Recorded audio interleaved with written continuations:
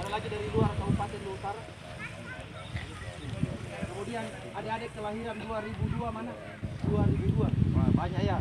2002 ini di samping kita. Kamu main sih, Pak. Ya.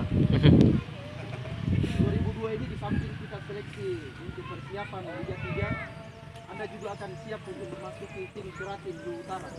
Ya. Jadi juga bukan gagal ya. Jika Anda tidak terpilih di sini, masih ada tahap berikutnya yaitu Piala Suratin. Kemudian, ya.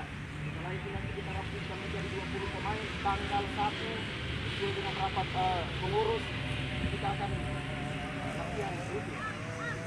Ya, kita mau waktu kita sempit, makanya kita pilih pemain ini hari adalah pemain yang betul-betul siap.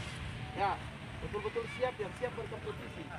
Itu. Jadi saya harap di ajang seleksi ini 2 hari ini tunjukkan memang ya kemampuan kalian. Kami dari pengurus akan melihat sesuai dengan kemampuan kita akan ambil 20 pemain. Ya.